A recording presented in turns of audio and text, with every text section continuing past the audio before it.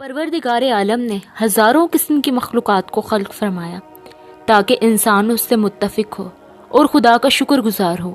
اسی مادی دنیا کے علاوہ بھی انسان کے لیے اللہ تعالیٰ نے دل بہلانے والی مخلوقات کو خلق فرمایا ہے۔ وہ انسان کے جس نے اللہ کے حکم کے آگے اپنی تمام خواہشات مسترد کر دیں، اس شخص کو وہ مخلوق جنت میں بطور انعام عطا کی جائے گی۔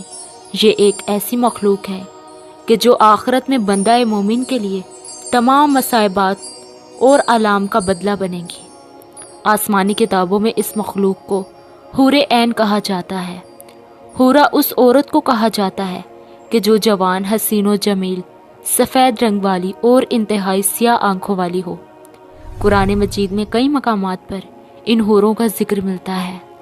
سورہ صفات میں اللہ نے فرمایا، نعمتوں والی جنت میں جنتی تختوں پر ایک دوسرے کے سامنے بیٹھے ہوں گے، جہاں شراب کے جام کا ان پر دور چل رہا ہوگا، جو پینے میں شفاف اور لذیذ ہوگی، جسے پینے سے نہ سر درد ہوگا اور نہ ہی اس کے پینے سے وہ بہکیں گے۔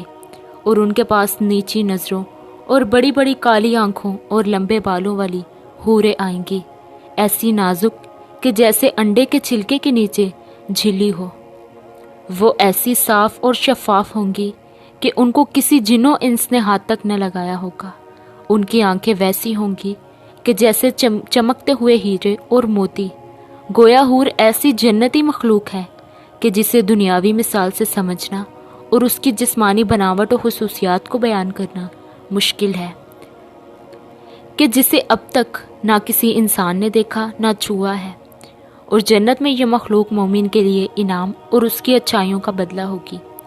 آپ صلی اللہ علیہ وآلہ وسلم نے فرمایا کہ حور کی آنکھیں اس موتی کی طرح ہوں گی جو سیپی میں ہو اور اس کو کسی نے ہاتھ سے چھوا نہ ہو۔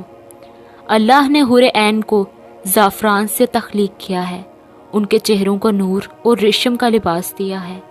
ان کے جسم حیران کر دینے والے ہوں گے۔ روایات سے پتہ چلتا ہے کہ حور کو پاؤں کی انگلیوں سے ٹہنوں تک زعفران سے بنایا گیا ہے۔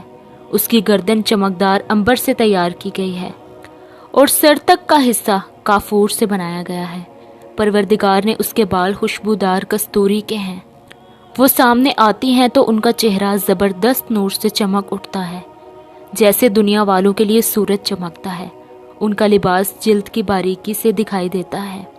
اگر حور اپنی ہتھیلیوں کو آسمان و زمین کے سامنے ظاہر کر دے تو تمام مخلوقات اس کے حسن کے دیوانی اور قائل ہو جائے گی، اور اگر وہ اپنا چہرہ ظاہر کر دے تو اس کے حسن سے آسمان و زمین کے درمیان موجود تمام چیزیں جگمگا اٹھیں گی۔ روایات کے مطابق جنت الفردوس اور جنت العدن کے درمیان میں ایسی حوریں موجود ہیں کہ جو جنت کے گلاب سے پیدا کی گئی ہیں۔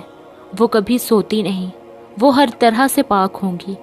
حوروں کی بھی کئی اقسام ہیں اور نسلیں ہیں۔ جنت کے الگ الگ درجوں میں تخلیق حوریں الگ الگ قسم کی ہیں، جیسا کہ حضرت ابن عباس نے فرمایا کہ جنت میں ایک نہر ہے کہ جس کا نام بیدخ ہے۔ اس نہر کے نیچے حوریں اگتی ہیں اور خوبصورت آواز میں قرآن مجید کی تلاوت کرتی ہیں اور اللہ کی حمد و ثنا بیان کرتی ہیں۔